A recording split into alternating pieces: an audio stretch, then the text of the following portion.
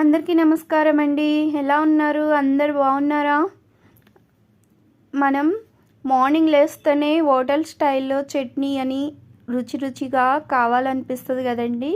అది ఎలా చేసుకోవాలో చూసేద్దాం చూడండి. అయితే ముందుగా కడాయి పెట్టుకొని దాంట్లో పల్లీలు వేసుకుందాం. పల్లీలతో పాటు మనం కొంచెం పల్లీలు వేపుకుందాము. ఇది కొంచెం ఫ్రై అయినాక పచ్చెనపప్పు ఉంటుంది కదా, ఏపించెనపప్పు.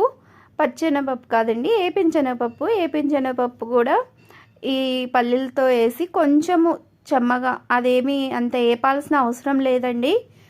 అది ఎందుకంటే అది ఆల్రెడీ ఏపించెనపప్పే కాబట్టి కొంచెం పచ్చివాసన పోయేలాగా కొంచెంసేపు అలా వేడికి అంతే అండి. స్టవ్ ఆఫ్ చేసి ఈ వేడి మీదనే కలుపుకుంటే సరిపోతుందండి. ఇప్పుడు ఒక మిక్సీ గిన్నె తీసుకొని పచ్చి కొబ్బరి ముక్కలు కట్ చేసి పెట్టుకున్నానండి. ఆ ముక్కలు, ఇవి పల్లీలు, పచ్చెనపప్పు ఇవన్నీ కూడా వేసేసుకొని మిక్సీ చేసుకుందామండి. ఇప్పుడు మిక్సీ చేసి పక్కన పెట్టేసుకొని ఇప్పుడు ఒక మళ్ళీ కడాయి పెట్టుకొని దాంట్లో కొంచెం ఆయిల్ వేసుకొని కొన్ని పచ్చిమిరపకాయలు వేసుకుందామండి. ఇది కూడా కొంచెం ఆయిల్లో వేగితే బాగుంటుందండి. ఇది వేగే లోపల మీకు ఒక చిన్న ముచ్చట చెప్తా అండి. అయితే నేను ఒక వీడియో చూస్తానండి. ఆ వీడియోలో ఎంత ఘోరమైన దృశ్యం అంటే అసలు అది చూస్తే మీరే అసలు ఆ రోజంతా అసలు నాకు ఆ వీడియో చూసినప్పటి నుంచి నాకు ఈ విషయం మీతో పంచుకోవాలి అంటే అది మంచి విషయం కాదండి.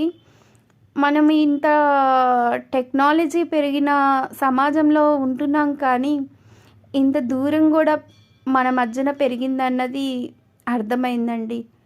ఎందుకంటే ఎంతోమంది జీవితాల్లో సరైన జీవితం లేదండి, అందుకనే చెప్తున్నాను. కానీ ఎంత డబ్బు సంపాదించినా కానీ చివరికి ఒంటరి బతికైపోతుంది.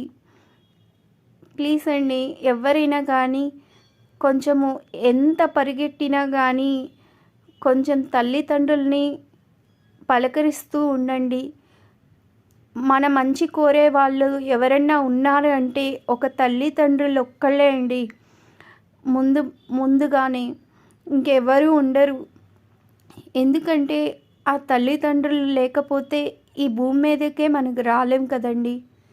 ఆ పిల్లలు పుట్టాలని చెప్పి ఎన్నో పూజలు